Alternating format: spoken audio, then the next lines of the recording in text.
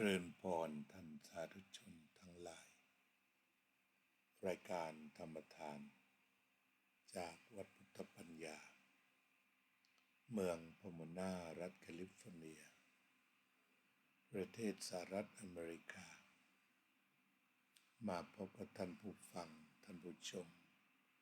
อีกวาระหนึ่งรายการธรรมทานจากวัดพุทธปัญญาได้พบกับท่านในวันที่23กันยายนพุทธศักราช2568วันนี้รู้สึกว่าอ่อนเพลียเข้ารายการก็เหนื่อยแต่มาพบญาติโยมสักนิดหนึ่งอาจดีกว่าหายไปเลยแต่ว่าตอนนี้อ่อนเพลียอยู่มากก็คงจะจัดนานไม่ได้ต้องพักสถานเดียว วันนี้ก็คิดถึงองค์ประกอบในทางพระพุทธศาสนาองค์ประกอบหนึ่งที่เรียกกันว่าเป็นองค์ประกอบทั้ง4ประการนั่นก็คือ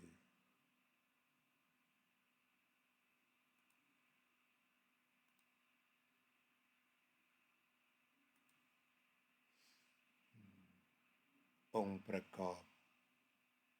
ของพุทธศาสนา1. ศาสนธรรมตัวธรรมะที่พระพุทธเจ้าตรัสรู้จัดอยู่ในศาสนธรรมเป็นสิ่งสูงสุดตัวศาสนธรรมทำให้ปุถุชนกลายเป็นอริยชนงั้นพระพุทธเจ้าและพระสาวกจึงจัดอยู่ในกลุ่มของเป็นศาสนบุคคล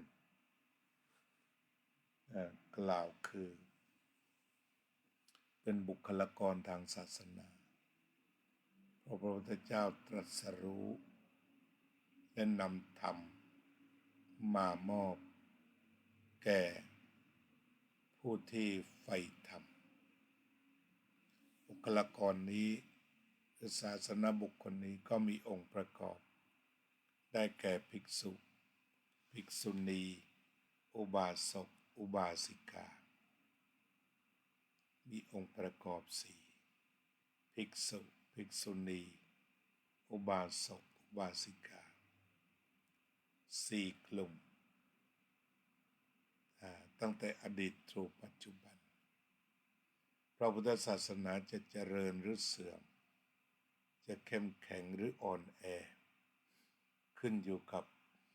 ผู้ถือคบเพลิงทั้ง4ได้แก่ภิกษุภิกษุณีอุบาสกอุบาสิกาต่อไปก็ศาสนวัตถุกล่าวคือที่อยู่ที่พักที่อาศัยของพระสงฆ์ที่ประกอบพิธีกรรมที่ฟังธรรมที่ศึกษาธรรมที่ปฏิบัติธรรมของญาติโยมตรงนี้เรียกว่าเป็นศาสนวัตถุหรืออาจจะมีวิเจดีย์เป็นการบรรจุพระธาตุหรือบรรจุกระดูกของผู้ที่ควรเคารพก็ไปอยู่ในวัดเรียกว่าศาสนวัตถุนอกจากนั้นของที่ระลึกเช่นการทำพระพุทธรูปเล็กๆแขวนคอเพื่อระลึกถึงพระมหากรุณาคุณพระวิสุทธิคุณและพระปัญญาคุณก็เรียกว่าเป็นศาสนวัตถุและนอกจากนี้สิ่งที่ทำให้คนรวมกลุ่มกันได้เป็นอันหนึ่งอันเดียวกันดูดี ในการที่จะเข้าถึงธรรมเรียกว่าศาสนาพิธีเช่นเราจัดศาสนาพิธีวันศาสตร์เอาพิธีเป็นตัวนำแล้วก็จะมีเรื่องอื่นเรื่องความรักความสามัคคีความเสียสละของประชาชนเข้ามาเสริมในจุดของศาสนาพิธี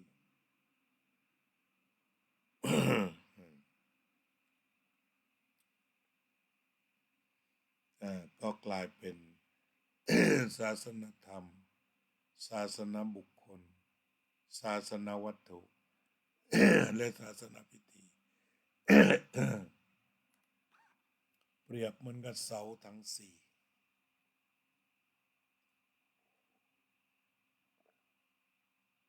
เสาทั้งสี่เป็นตัวค้ำจุนพระศาสนา แต่ว่าในเสาทั้งสี่ต้องเข้มแข็งไม่ปล่อยให้อ่อนหรือให้ปลวกกิน เช่นบางจุดศาสนาพิธีบางทีแทนที่จะเป็นพิธีที่จะเข้าถึงธรรมมันก็กลายเป็นศาสนาพิธีเป็นช่องทางหาเงินของนักบวชไปตรงนี้ก็ถือว่าเป็นเสาที่มอดหรือปลวกกัดกินได้แต่ถ้าใช้ศาสนาพิธีอันเหมาะสมเพื่อเข้าถึงธรรมเช่นเราจัดศาสนาพิธีวันศาสตร์ก็เพื่อที่จะเข้าถึงความกตัญญูแล้วก็มีที่มาอย่างนั้นแต่ถ้าจัดศาสนาพิธีก่อนจะจัดเดี๋ยวขายผ้าไตรเดี๋ยวขายสังฆทานเดี๋ยวขายซองปู่ย่าตายายต่างๆมันก็กลายเป็นว่าเครื่องมือหากินได้เครื่องมือทำมาหากินและใช้กันมากเรื่องหลงทั้งหลายพอขยายตัวไปจากศาสนาพิธีแม้กระทั่งเรื่องปลุกเสก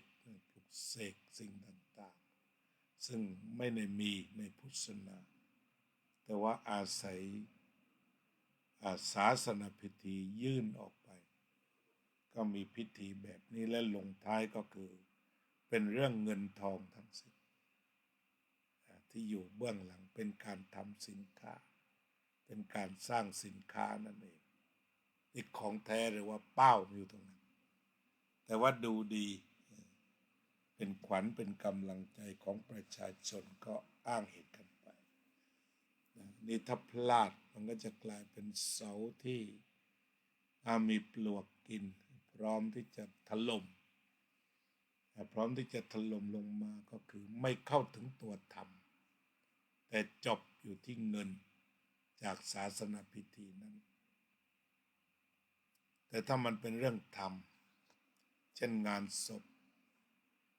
เมื่อมีคนตายก็มาแสดงธรรมเรื่องมรณานุสติหรือเรื่องว่าคนเป็นจะทำยังไงก่อนจะตายอย่างนี้ก็ให้เกิดธรรมสังเวชขึ้นเกิดการกระตุ้นปฏิบัติธรรมขึ้น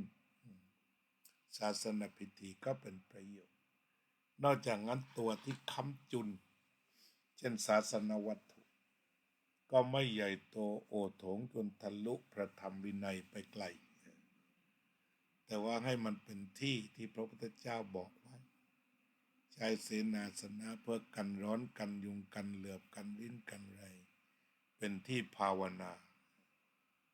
ก็ไปจบลงตรงนั้นนี่ก็คือองค์ประกอบของศาสนาที่จะก่อให้เกิดประโยชน์ที่จะทำให้ศาสนาของเรารุ่งเรืองหรือว่าอาจจะเจอผลกระทบใดๆวันนี้ก็เหนื่อย พอแค่นี้ก่อนสรุปก็คือองค์ประกอบมีศาสนธรรมศาสนาบุคคล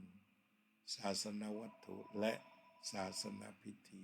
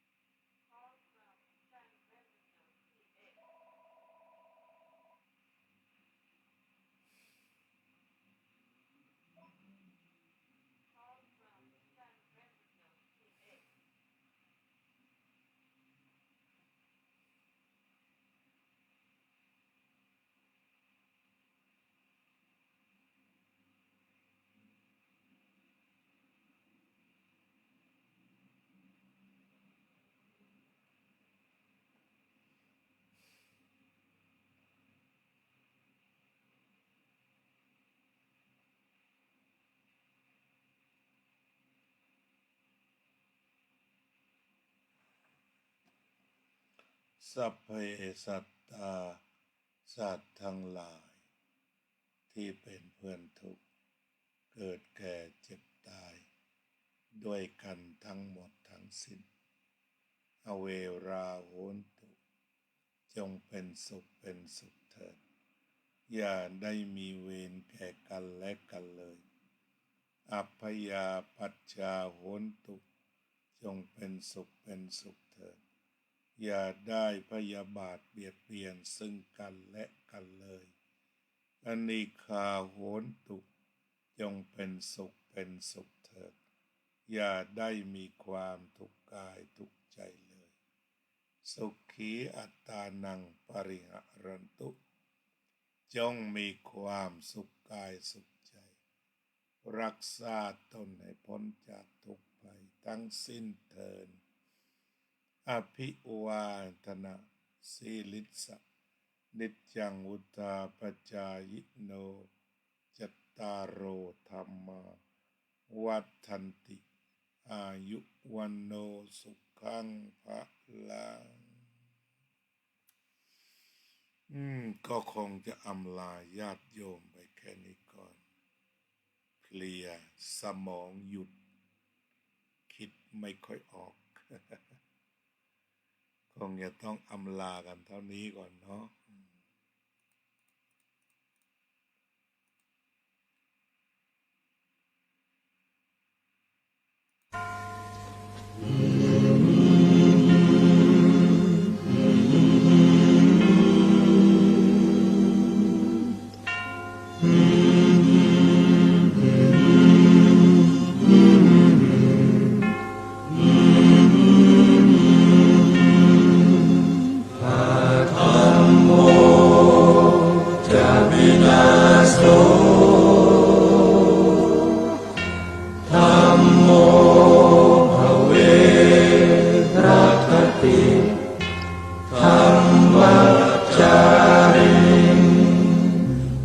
พุทธองค์ท่านทรงตรัสรู้เป็นสัพพัญญูตรัสสอนความจริงว่าธรรมะย่อมชนะทุกสิ่งเป็นที่พึงพิงแก่ผู้ประพฤติชอบธรรมธัมโมจะวินาโสธัมโมภเวรัคติธัมมัจจาริอำนาจใดๆก็ตามย่อมถึงความพินาศถ้าขาดธรรมะประจำไม่มีใครอยู่ค้ำฟ้าเราต่างเกิดมาใช้กรรมจงอยู่ในศีลในธรรมคิดทำแต่กรรมที่ดีธัมโมจะวินาโสธัมโมภเวรัคติธัมมัจจาริธรรมส่องสว่างสู่ทางสุขสีคำจุนโลกนี้นิรันดร์ธัมโมจะวินาโส